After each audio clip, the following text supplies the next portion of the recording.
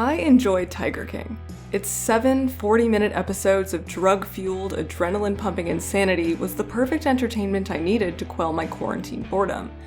But after the excitement wore off and reality kicked in, I couldn't help but think, what the f did I just watch?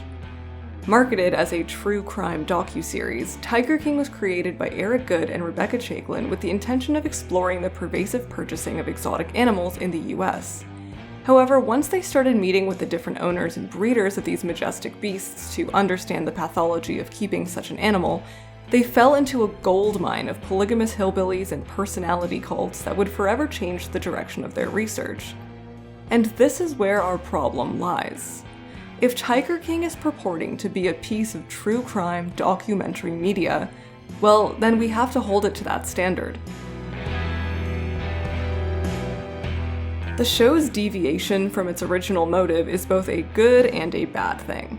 Good because the series, which is overflowing with plot twists and bizarre characters, became an overnight sensation during the current COVID-19 pandemic. It's been ranked the #1 show of the moment by Rotten Tomatoes, and it's become the subject of a swath of memes, Twitter and Reddit threads, and even TikToks. Bad because it completely abandons any commitment to journalistic integrity that comes along with the documentary title. Rather, its exploitative practices and misguided advocacy betrays the respectability now associated with other big hits in the true crime documentary genre. And that's what I'll be discussing in this video. With roots that can be traced back all the way to the 1550s, true crime is a genre that has historically been dismissed as low-culture trash, which preys upon our most base and sordid fascinations with gore and wrongdoing. But this all changed in the mid-20th century when esteemed author Truman Capote published his nonfiction novel, In Cold Blood. In this book, Capote documents the horrific murders of the Clutter family and the subsequent trial of their killers. It was met with widespread acclaim for its literary brilliance and criticized for its bending of the facts due to Capote's closeness to one of the murderers. In Cold Blood is regarded as a pioneering work in the genre of what we now call prestige true crime. Yet till his dying day, Capote maintained that this text was not in fact true crime, but rather new journalism. And this classification problem persists in the new wave of true crime material. Major hits like Serial, The Jinx, and Making a Murderer fall into a similar tradition of advocative nonfiction. However, their creators never identify with the true crime title. But a study by Ian Punnett found that programs like Serial actually align with most of the components that characterize prestige true crime. Within Punnett's parameters, true crime is distinguished mainly by a commitment to finding justice for a perceived victim, a call for further investigation or retrial on the case in question, a press for social change, and an advocative tone rather than an objective one.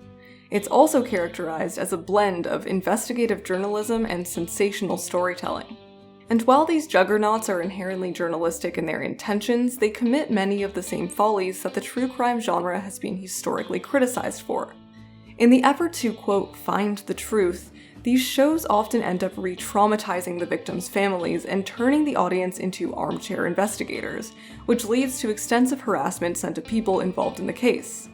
And in the desire to construct a compelling and emotional narrative, shows like Serial and Making a Murderer end up bending certain facts and leaving out incriminating information to get the audience to root for the protagonist in prison. Now, I'm not speaking one way or another about the innocence of people like Adnan Syed and Stephen Avery, or the clear missteps in both the investigative and legal processes that put them in prison. But as attorney Megan Boersma puts it, not guilty and innocent are not synonymous. Or in other words, there's a stark difference between wrong person convictions and procedural errors that these shows tend to conflate. In doing all of these things, these shows have serious implications for the real people involved in these cases, and cut certain corners to evoke an emotional response in the audience. But although they can't entirely be considered journalistic, Making a Murderer and Serial still deserve the respect that comes along with the title of prestige true crime, just like In Cold Blood. They are meticulously researched, integrate expert opinions, and give the crimes the breathing room and time that they deserve to be afforded.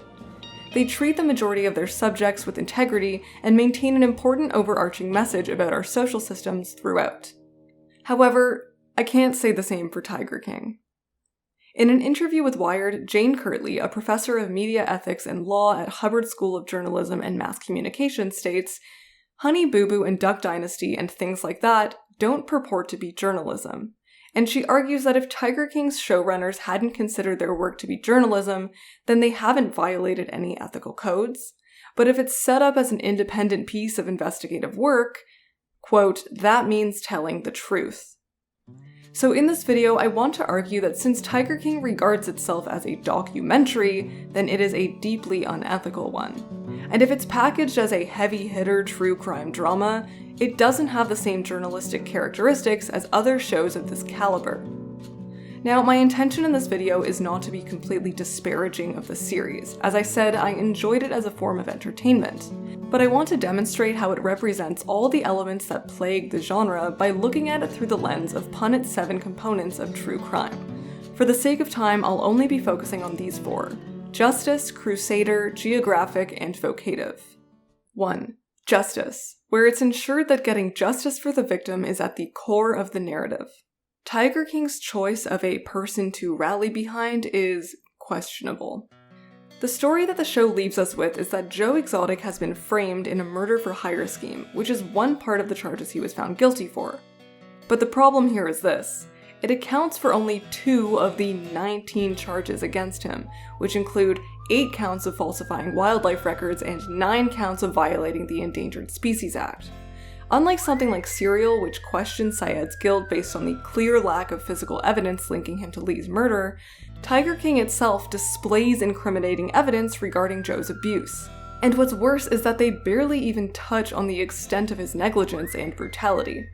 For example, this abuse is detailed at length in a report from a 2011 Humane Society investigation, which, to give just a few samples, found that the tiger cubs were punched, dragged, and hit with whips. Tigers with a lack of veterinary care were killed and their bodies burned in a horse enclosure. An infant tiger who had sustained a head injury while living in Joe's house was buried by the Humane Society investigator. 3 federally protected hawks died during the investigation, and 1 was placed in a dumpster under Joe's orders. Bears went without water in temperatures above 100 degrees. A horse was shot 5 times and then fed to the tigers. And to stress this once again, these are just a few of the instances listed in the report, and all of this happened during the small time frame of this investigation.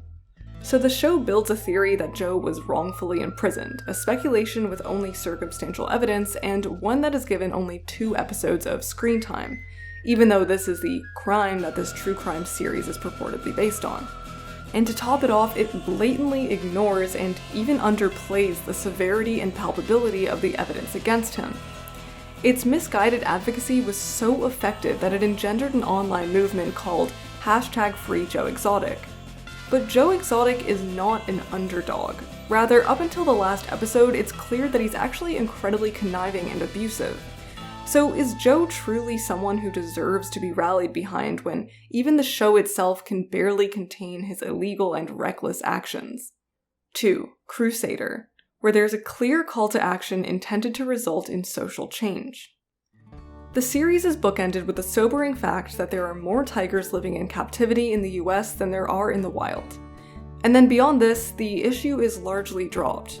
Apart from Carol Baskin's statements on animal breeding and cub exploitation, the show makes no effort to bring in any experts that can speak on the exotic animal trade and its devastating effects on these species' populations.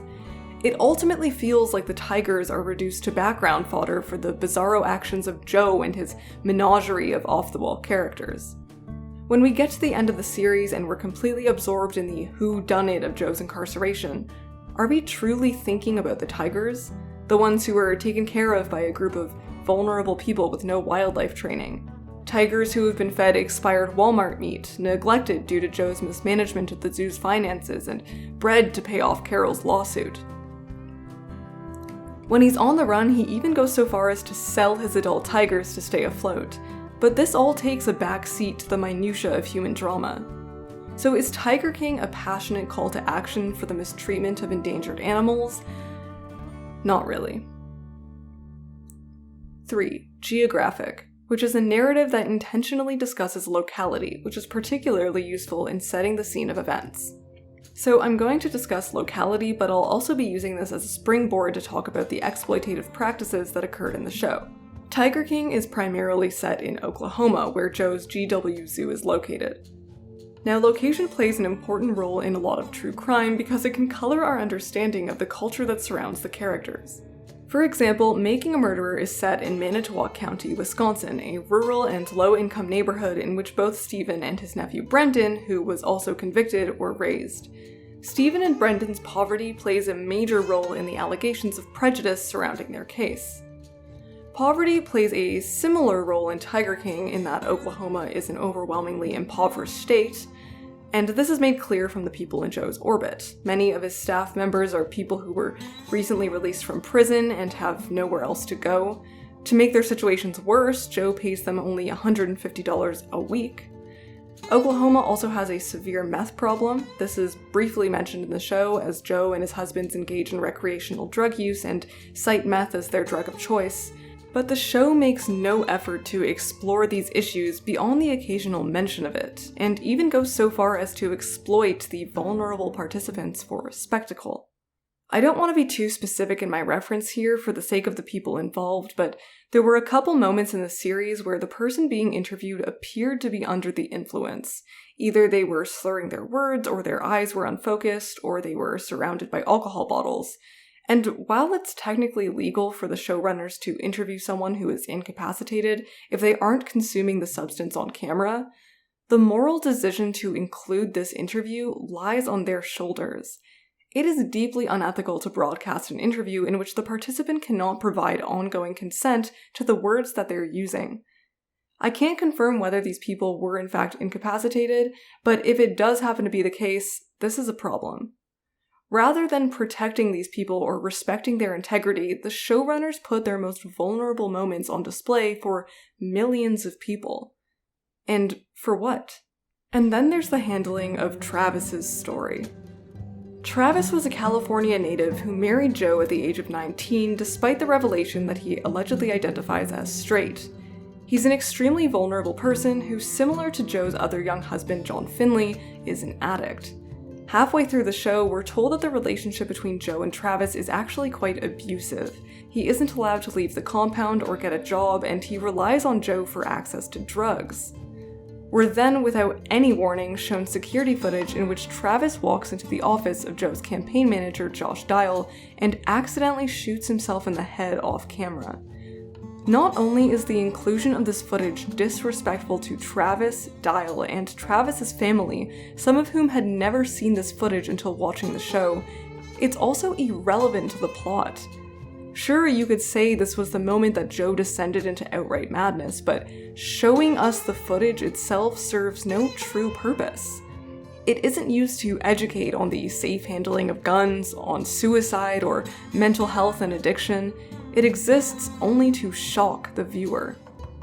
So rather than using the systemic problems occurring in Oklahoma to enrich our understanding of the narrative, they're presented as something to be gawked at. 4. Vocative. This shifts the narrative from a neutral journalistic tone to an authoritative advocacy position. In season 1 of Serial, Sarah Koenig is very transparent about her process. She takes us along in her investigation, gives us insight into her phone conversations and planning, and casts doubt on her own biases. Doing this, Koenig adopts an advocative tone, one that gives Adnan the benefit of the doubt, but remains honest and self-reflexive for the most part. The storytellers of Tiger King, on the other hand, are largely invisible to the audience.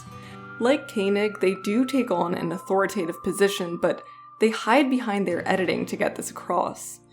Although Carole Baskin was the target of numerous death threats and other forms of online harassment from Joe prior to filming, the premiere of the show has seen this number increase exponentially. And the showrunners have dismissed her outrage by saying that they had no way of knowing where the events of the show would go. So to deflect responsibility, they use the pretense of being passive and objective observers who simply happen upon the events. But their editing, which pushes an obvious agenda, suggests otherwise. This is most clear in episode 3, which takes a detour from the main narrative to examine the case of Carole Baskin's missing husband. Now, before I get crucified in the comments section, let me say this. I will not attempt to convince anyone about Carol's innocence or guilt. The evidence against her seems compelling, but there are other programs that cover this topic much more fairly that consider all the theories surrounding the cases and give Carol the benefit of the doubt that she is entitled to by law. I'll link an episode of Murder Squad that deals with this case in the description. It's presented by Paul Holes, a retired cold case investigator, and Billy Jensen, an investigative journalist, and if you're looking for a more well-rounded approach, go give it a listen. What I want to consider in this video is the heavy-handed visual language in the show that manipulates our unconscious conclusions about Carol's guilt. Manipulation of the audience occurs when the editing significantly inflates what is being said on screen through the use of music and out-of-context material. Take this clip from Shane Dawson's series on Jake Paul, another show which purports to be a documentary. Okay, so sociopaths, so they don't have emotions. Do they pretend to have emotions? Yes, because they'll mimic to fit in to get what they want. You and I aren't going to respond well to someone just asking us for something. We'd have to feel emotionally involved in some way in order to do something that maybe we normally wouldn't do. Mm-hmm. So in order to get people to be the tools that they need, they'll mimic behavior that they know will elicit the response they want. Okay. So the problem here is that the subject matter, what's supposed to be an informative discussion about antisocial personality disorder, is now a clip that is meant to make people who have APD seem frightening. Now compare this to a clip from Tiger King. Relative to most animal people, I would characterize her as reasonably rational. We met on November 1st in 2002. On November 1st of 2004, we got married. My number one goal in life is going to be to make this woman happy.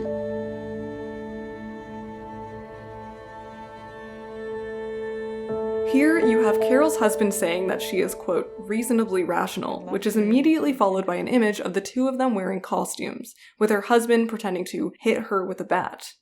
We then get a soundbite of him saying, my number one goal in life is to make this woman happy, followed by an image in which she has him on a leash. What do these images in conjunction with the music tell us? Well, they signal to the viewer that Carol is domineering, that she and her husband are not exactly rational, or that making this woman happy actually means bending to her will. Here, the use of music and non-contextualized images work together to send a certain message about Carol that would not necessarily be derived from listening to the audio alone. Sure, the episode also includes other testimonies and evidence that may incriminate Carol, but it's all presented within this sensational structure. Now you can say, hey, Carol incriminates herself in this episode just with her body language and dismissive tone alone. Yes, she is strangely flippant when she talks about Dawn. But consider the context. From what Carol knew, she was participating in an animal rights documentary, what the showrunners called the Blackfish of Big Cats. So these questions come as afterthoughts. This would significantly affect the tone of the conversation, which is much more somber in the other interviews because these testimonies are given with the express purpose of talking about Dawn's disappearance. So whether or not you believe Carol is guilty, it's clear that much of the animosity directed her way was shaped by her sensationalized portrayal in this episode. On the flip side, the supposed objective, journalistic tone the showrunners are going for is also compromised in their editing of Joe. Many would tell you that the show's characters are all so morally bankrupt that there is no hero, but I disagree. Tiger King is first and foremost a story about Joe Exotic. It's his background that we're given the most insight on, it's his zoo that we follow day to day, and it's he who is given the final words of this documentary. And while we see snippets of Joe's egregious actions, the editing seems to constantly redeem him in one way or another. Sure, he neglects the animals, but that's only because these lawsuits are running him dry. Sure, he abuses his partners and staff, but he's deeply lonely and yelling is just one of his quirks. Sure, he publicly threatens to murder and rape Carol, but she's always trying to shut his business down, and besides, she's a murderous hypocrite. The most palpable example of the show's attempt to redeem Joe is in the final episode, where all of our previous insights into his reprehensible behavior are thrown out the window in favor of a more sympathetic version of Joe. a Joe who is deeply flawed, but at the end of the day has a good heart. First, the episode presents us with circumstantial evidence that suggests Jeff Lowe framed Joe. This is underscored by clips of Doc Antle, who has nothing to do with this case, describing Joe as a, quote, dolt and too stupid to pull this off, when what we've seen of Joe in previous episodes has given us reason to believe that he can actually be quite conniving, albeit with a lack of forethought. We also have a new romantic perspective on Joe's relationship with Dylan Passage, with clips of their supportive phone conversations and shots of Dylan's wedding ring hanging around his neck, when just 2 episodes prior this relationship was framed as another casualty of Joe's predatory tendencies. To top this all off, we see Joe lovingly handing out soup to children, we hear sound bites of his teary and desperate phone calls from prison, and we have Doc Antle saying that Joe was locked up on, quote, 20 silly-ass charges. All of this is by design to end the series on a cautionary note, one that presents Joe as a person who once cared for animals but got swept up in the pursuit of fame and whose blindness made him victim to people who would stop at nothing to take him down. And if you still don't believe the show is edited in Joe's favor, Rebecca Chaiklin recently revealed to The Hollywood Reporter that Joe is a categorical racist, and that he said things during filming that were, quote, very unsettling. Yet apparently these comments were edited out because they didn't have a context in the story. But the extensive footage of Joe's music videos somehow does? If Tiger King is purporting to be a docuseries, one that approaches its subjects with journalistic integrity and honesty, then it would do less legwork to heighten Carol's wrongdoings and downplay Joe's in the effort to make them equally reprehensible. True crime is not a perfect genre by any means, but when it's well done, it can be an extraordinary tool for education and empathy. Unfortunately, Tiger King is close to epitomizing the lowest, most exploitative media that has plagued this genre for years. Unlike academic research, there are no set rules guiding the ethics of documentary filmmaking. This is all left up to the moral choices of the filmmakers, and it becomes clear after watching Tiger King that the showrunners were intent on creating an outrageous, voyeuristic spectacle rather than an honest and respectful documentary. It handles its dark subject matter and vulnerable participants with the grace of a TLC special, yet it's neatly packaged and presented to us in the form of a Netflix prestige true crime drama. It touches on, but never explores or educates about, drug abuse, poverty, the exploitation of former prisoners, suicide, and grooming, to name a few, and at the end of the day, what did we learn from it? Can you say you know anything about the exotic animal trade, how they arrive in the US, or the stakes for their endangerment? Can you say you know anything about animal rights activism beyond the statements from Carol, whose credibility is shot down in episode 3? When you think about it, the show is guilty of the very thing it accuses Joe of doing, abandoning its initial cause for the spectacle.